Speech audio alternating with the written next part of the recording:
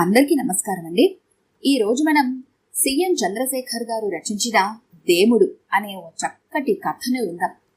ఇక కథలోకి వెళ్దాం. వర్షం అంతకంతకు ఎక్కువ అవుతోంది. కారు డ్రైవ్ చేస్తున్న మాధవ్ మనసు ఆందోళనగా ఉంది. సమయం రాత్రి 11 అవుతోంది. ప్రయాణిస్తున్నది సెకండ్ హ్యాండ్ కారులో. ప్రక్కన అందమైన భార్య. కారు హెడ్లైట్ వెలుతురు తప్పిస్తే చుట్టూ చిమ్మ చీకటి, కుండపోతగా కురుస్తున్న వర్షం. ఇంతదాకా తిరుపతి లోకల్లో తిరగడం తప్పితే బయట ఊళ్లకు ఆ కారు ప్రయాణించలేదు. కారుకు సంబంధించిన చిన్న మెకానిజం కూడా అతనికి తెలియదు. గూడూరు చేరాలంటే ఇంకా 10 కిలోమీటర్లు ప్రయాణించాలి. ఈ లోపల కారు నిలిచిపోతే అన్న ఆలోచన భయపెడుతోంది అతన్ని. అందుకు కారణం లేకపోలేదు. తిరుపతి నుంచి బయలుదేరినప్పటి కారు బాగా సాగినట్టే అనిపించింది. శ్రీకాళహస్తి దాటగానే వర్షం మొదలైంది. రోడ్డంతా వాననీళ్లు నిండటంతో ఎక్కడ గుంతలున్నవో ఎక్కడ లేవో తెలియక ఇబ్బంది పడ్డాడు.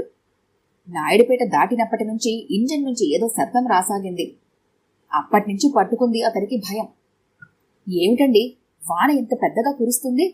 ఇంత పెద్ద వానను నేనెప్పుడు చూడలేదు అంది భార్య సుప్రియ భయంగా. భయమెందుకు? ఇంకో 15 గంటలో మనం గూడూరులో పెళ్లి పందిట్లో ఉంటాం అన్నాడు ఆమెకు ధైర్యం చెబుతూ. ఉన్నట్టుండి కారు ఆగిపోయింది. ఎన్నిసార్లు ప్రయత్నించినా తిరిగి స్టార్ట్ కాలేదు. ఏమైంది? ఆదుర్దాగా అడిగింది సుప్రియ. నాకెలా తెలుస్తుంది? నేనేం కారు మెకానిక్నా? కొంచెంసేపు ఓపిక పట్టలేవు?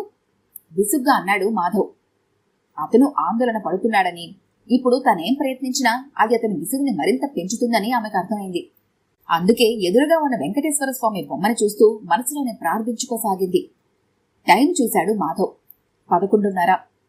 రాత్రిపూట ప్రయాణం మంచిది కాదని, అతనికింకా డ్రైవింగ్ అలవాటు కాలేదు కాబట్టి సాయంత్రమే బయలుదేరదామని చెప్పింది సుప్రియ. అయితే మాధవ్ ఆఫీస్ నుంచి వచ్చేసరికి రాత్రి 10 అయ్యింది.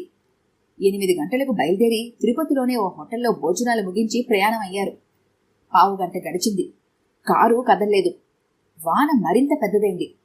ఉరుములు మెరుపులు జత కలిశాయి. క్షణం ఒక యుగంలా గడుస్తుంది వాళ్లకు. ఈ రూట్లో మామూలుగా ట్రాఫిక్ ఎక్కువ ఉంటుంది. ఈ రోజు ఒక్క వెహికల్ కూడా కనిపించడం లేదు. కొంపదీసి టీవీలో రేడియోలో తుఫాన్ హెచ్చరికను విని అందరూ ఎక్కడ వాళ్ళక్కడే నిలిచిపోయారా? తాము మాత్రమే విషయం తెలియకుండా ఇలా బయలుదేరి వానలో చిక్కుకున్నారా? ఆ ఆలోచన రావటంతోనే అతనిలో భయం మరింత పెరిగింది. ఇంతలో సుప్రియ వేసిన కేకకు ఉలిక్కి పడ్డాడు. ఏమైంది అంటూ ఆమె వైపు చూసిన అతనికి ఒళ్ళు జలధరించింది. సుప్రియ కూర్చున్న చోట షట్టర్స్ దగ్గర ఎవరో మనిషి ముఖం దగ్గర పెట్టి చూస్తున్నాడు. రూపం కనిపించడం లేదు గాని తల ఆకారం మాత్రం కనిపిస్తుంది. ఎవరది? అరిచాడు మాధవ్. షట్టర్స్ మూసి ఉంటే అతనికి ఎలా వినబడుతుంది? అంది సుప్రియ వణికిపోతూ. మాధవ్ అటువైపు రమ్మని చేతులతో సంజ్ఞ చేశాడు. ఆ ఆకారం మాయమైంది. మళ్లీ మాధవ్ పక్కనున్న షట్టర్ దగ్గర ప్రత్యక్షమైంది. భయపడుతూనే షట్టర్ కాస్త క్రిందకి దింపి, ఏం కావాలి అని అడిగాడు. కారు రిపేర్లో ఉన్నట్టుంది. నాకు రిపేరీ వర్క్ చేయడం తెలుసు. బానెట్ తెరవండి, చూస్తాను. అలాగే నన్నట్టు తలాడించాడు మాధవ్. అతను కారు ఎదురుగా వచ్చి నిలబడ్డాడు. నల్లగా, ఎత్తుగా, లావుగా ఉన్నాడు అతను. కండలు తిరిగిన శరీరం, కాకి నిక్కరు, కట్ బనీను ధరించి ఉన్నాడు. నెత్తిమీద టవల్ చుట్టుకుని ఉన్నాడు. పెద్దగా మెరిసిన మెరుపు వెలుగులో అతన్ని చూసిన ఇద్దరు ఓ క్షణం జడుచుకున్నారు. బానెట్ తెరవకండి, అతను దొంగైతే కారు అస్సలు కదలకుండా చేయగలడు అంది సుప్రియ. అతను ఏం చెయ్యకపోయినా మన పరిస్థితి అదే. అయినా తెలిసి తప్పు చేయడం ఎందుకు అని షట్టర్ దగ్గర తలపెట్టి, రిపేర్ ఏమీ లేదు, పెట్రోల్ అయిపోయింది అని అరిచాడు. అతను షట్టర్ దగ్గరికొచ్చి, అయ్యో పాపం, ఆడకూతురు కారులో ఉంది, ఎలా వెళ్తారు పాపం? మీ కారులో పెట్రోల్ డబ్బా ఉందా అని అడిగాడు.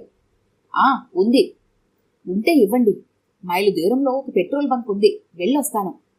మాధవ్ డబ్బా ఇచ్చి పర్సు తెరిచి అందులో నుంచి ఓ 500 నోటు తీసి అతనికిచ్చి, 5 లీటర్లు తీసుకురా అన్నాడు. కారు హెడ్లైట్ వెలుగులో అతను వడివడిగా నడుస్తూ వెళ్లటం కనిపించింది వాళ్లకు. వాడు పెట్రోల్ తీసుకురాడని నాకు తెలుసు. 500తో వాడి పీడ వదిలించుకుందామని ఇచ్చి పంపాను అన్నాడు మాధవ్ నవ్వుతూ.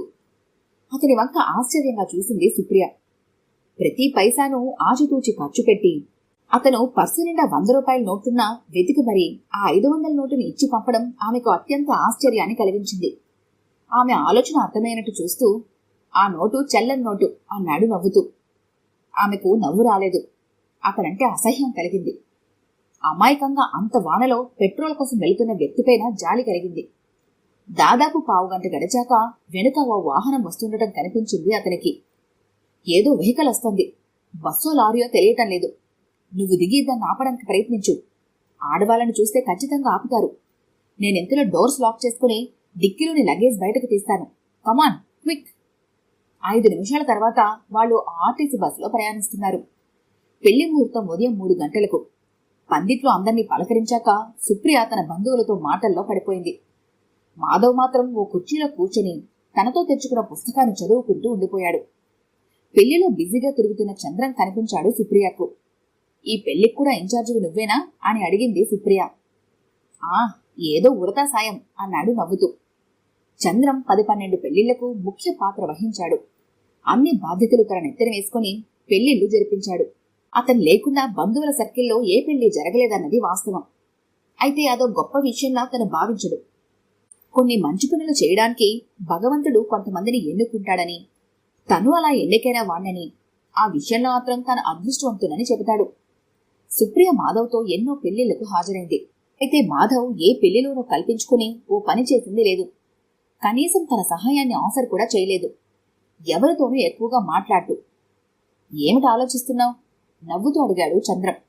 ఇన్ని పెళ్లిళ్లకు సారథ్యం వహిస్తావు. పర్ఫెక్ట్ ప్లానింగ్తో చిన్న తప్పు కూడా దొరలకుండా చూస్తావు. ఇది నీకు ఎలా సాధ్యం బావా అని అడిగింది. అనుభవం. పైగా ఏ టైముకు ఏది కావాలో అన్ని లిస్టు రాసుకుంటాను.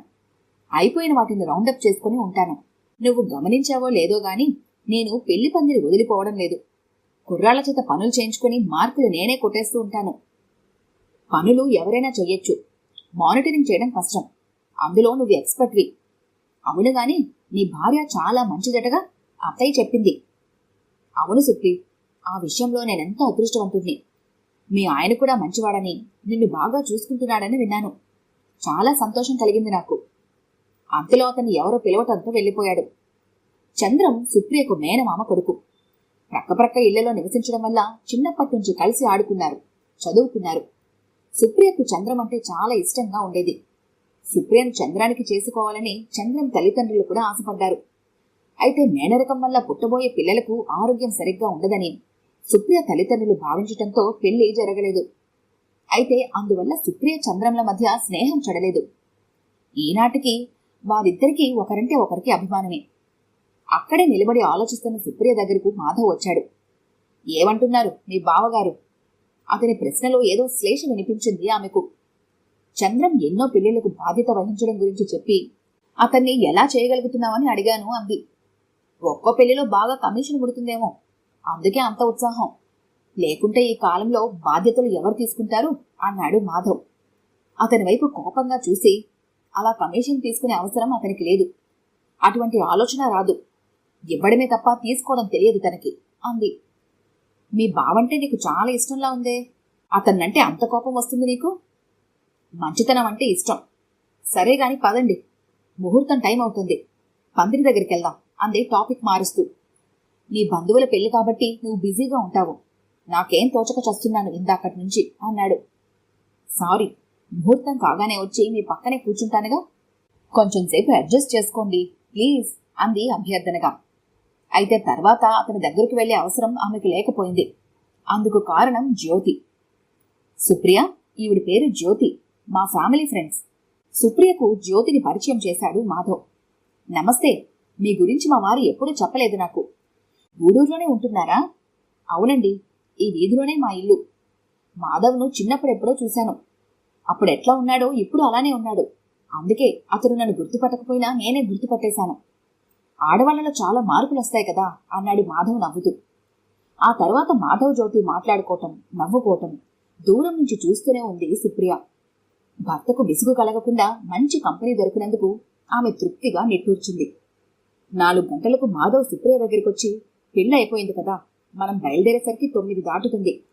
మెకానిక్ షాపులు తెరవాలి కదా, ఆ లోపల మనల్ని తన ఇంట్లో పడుకొని విశ్రాంతి తీసుకోమని జ్యోతి పిలుస్తోంది. ఏమంటావ్? చాలా రోజుల తర్వాత మా వాళ్ళని కలిశాను. మనసు విప్పి మాట్లాడుకునే లేదు. ఇక్కడే ఉందామండి. పోనీ నేను పోయి కాసేపు నిద్రపోనా? అలానే, మీ ఇష్టం. అరగంట తర్వాత చంద్రం సుప్రియను మాధవ్ కనపడటం లేదే, ఎక్కడికి వెళ్లారు అని అడిగాడు. సుప్రియ చెప్పింది. సుప్పి, నువ్వు పొరపాటు చేశావు. ఆయన్ను పంపకుండా ఉండాల్సిందే. ఏ? ఆందోళనగా అడిగింది. జ్యోతి చాలా అమాయకురాలు.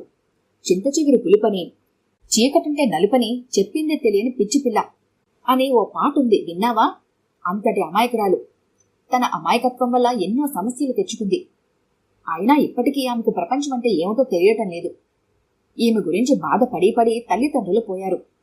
అన్నయ్య ఊరు వదిలి వెళ్ళిపోయాడు. ఆమె చిన్నాన్న కుటుంబం ఆమె ఆలన పాలన చూసుకుంటుంది. వాళ్ళు ఇంకో పెళ్లికి వెళ్లాల్సి ఉండటంతో తనను ఇక్కడ ఉంచి వెళ్లారు. ఎప్పుడు వెళ్ళిందో మేము గమనించలేదు. సుప్రియ స్థానువులా నిలబడి ఉండటం చూసి, సారీ, నీ భర్త అటువంటి వ్యక్తి కాదని తెలిసి ఇవన్నీ చెప్పాను. నువ్వేం భయపడకు. వెళ్ళింది నీ భర్త కాబట్టి ఆమెకు ఏ అపకారం జరగదు. నువ్వెళ్ళి ఎంజాయ్ చేయి అన్నాడు. ఆమె కదలకపోవటం చూసి, పోనీ నేను వెళ్ళి చూసిరానా అన్నాడు. నేను వెళ్ళొస్తాను, నాకు ఇల్లు చూపించు అంది. చంద్రం ఇల్లు చూపించి వెళ్ళగానే తలుపులు తట్టింది. తలుపు తెచ్చిన జ్యోతి జుట్టంతా చెదిరిపోయి ఉంది. తిలకం చెరిగిపోయి ఉంది. మీరా, రండి రండి అంటూ నవ్వుతూ ఆహ్వానించింది. ఇప్పుడు కనిపిస్తుంది ఆమెలో ఏమీ తెలియనితనం. మీరు మాధవ్ దగ్గర పడుకోండి, నేనింకో గదిలో పడుకుంటాను అంటూ వెళ్ళిపోయింది. గదిలోకి వెళ్లిన ఆమె మనసు తీవ్రంగా గాయపడింది. మంచం నిండా నలిగిన మల్లెలు, దిండు కవర్లపై మాధవ్ ముఖంపై, పెదవులపై లిప్స్టిక్స్ మరకలు. మాధవ్ తదేకంగా సుప్రియనే చూస్తున్నాడు. అతనేపు అసహ్యంగా చూసి, ఛీ అని గిరుక్కున తిరిగి బయటకొచ్చేసింది సుప్రియ. బస్సులో మెకానిక్తో పాటు బయలుదేరారు భార్యాభర్తలిద్దరు. కారు ఆగిన చోట దిగారు. మెకానిక్ బ్యానెట్ తెరిచి చూస్తుంటే డిక్కీలో లగేజ్ పెట్టడానికి కారు వెనకకు వెళ్లిన మాధవ్ అక్కడ నిద్రపోతున్న మనిషిని చూసి ఉలిక్కిపడ్డాడు. అతను పెట్రోల్ తెస్తానని గత రాత్రి డబ్బులు తీసుకుని వెళ్లిన వ్యక్తి. పక్కనే పెట్రోల్ డబ్బా. ఇదిగో నిన్నే అతన్ని గట్టిగా పిలిచాడు మాధవ్. అతను కళ్ళు నలుపుకుంటూ లేచి, వచ్చారా దొరా? రాత్రి నేను తిరిగొచ్చేటప్పటికీ మీరు లేరు. ఏమైపోయారని భయపడి చస్తున్నాను. కారులో లక్ష్మీదేవి లాంటి ఆడకూతురుంది. నీకేమీ అవ్వకూడదని ఆ వెంకన్నబాబుని ఏడుకుంటూ ఇక్కడే కూర్చున్నాను అన్నాడు. సుప్రియ మాధవ్ వైపే చూస్తుంది. మాధవ్ నమ్మలేనట్టు ఆ వ్యక్తి వైపు చూశాడు. మరి పెట్రోల్ దొరికిందా? మీరిచ్చిన నోటు చెల్లలేదు బాబు.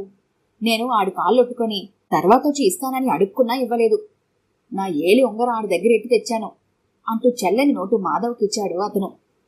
అయ్యో అలాగా అంటూ 200 రూపాయల నోటు తీసి అతనికిచ్చాడు మాధవ్. జేబులోంచి చిల్లర ఇస్తున్న అతనితో, ఉంచుకో పర్వాలేదు అన్నాడు. వద్దు బాబయ్య, పరుల సొమ్ము పాము వంటిదని మా అయ్య చెప్పేవాడు అంటూ చిల్లర ఇచ్చేశాడు. మీరు వానలోనే రాత్రంతా ఉన్నారా? సుప్రియ అడిగింది. నాకు అలవాటేనమ్మా. ఇదేం పెద్ద వాన. ఈ అడవి, చీకటి, పురుగులు, చెట్లు అన్నీ నేను రోజూ చూసేవే. నాకు వీటి గురించి భయం లేదమ్మా.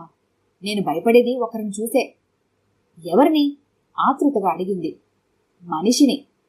విషనాగుల కంటే ప్రమాదం కలిగించేవాడు మనిషమ్మా. నా జీవితంలో ఎలుగులు నింపిన నా పెళ్ళాల్లచ్చిని ఓ మడిషి చెడిపేశాడమ్మా. ఆ అవమానంతో అది కొండపైకెక్కి దూకేసి చనిపోయినది. అందుకే నాకు మడిసంటే భయం అమ్మా, చాలా భయం. కారు స్టార్ట్ అయిన శబ్దం వినిపించింది. మాధవ్ వెళ్లి కారులో కూర్చున్నాడు. మెకానిక్ డబ్బులిచ్చి థ్యాంక్స్ చెప్పాడు. మీ పేరు? అంతవరకు అతని పేరు కూడా అడగనందుకు బాధపడుతూ అడిగింది సుప్రియ. దేవుడమ్మా. నిజంగా నువ్వు దేవుడివే మనసులోనే అనుకుంది. వస్తానమ్మా అంటూ అతను సెలవు తీసుకుని నడవసాగాడు. కారులో కూర్చున్న సుప్రియ మాధవ్ వైపు చూసింది. అతను సీరియస్గా కారు రివర్స్ చేస్తున్నాడు. మనిషిని చూసి మృగం అనుకుని అతన్ని దూరంగా తరిమేశాను. కానీ నేను ప్రయాణిస్తున్నది ఒక మృగంతోనే అని ఆలస్యంగా తెలిసింది నాకు అనుకుంది. ఎదురుగా నన్ను వెంకటేశ్వర స్వామిని చూస్తూ, భగవాన్, నీకు శక్తి ఉంటే ఆయన్ను మనిషిగా మార్చు. ఆ శక్తి నీకు లేకుంటే నన్ను ఏ సెంటిమెంటల్ ఫీలింగ్స్ లేని ఓ రాయిలా మార్చు అనుకుంది. కారు బయలుదేరుతుంటే కిటికీలోంచి వెనక్కి తిరిగి చూసింది. దేవుడు వెళ్తున్నాడు. 2 చేతులు జోడించి నమస్కరించింది అతనికి. ఆమె కళ్ల నుంచి కన్నీరు కారి చెంపల మీదుగా నేలతల్లిని మృదువుగా స్పృశిస్తున్నాయి. ఈ కథ కనుక మీకు నచ్చినట్లయితే లైక్ చేయండి, షేర్ చేయండి.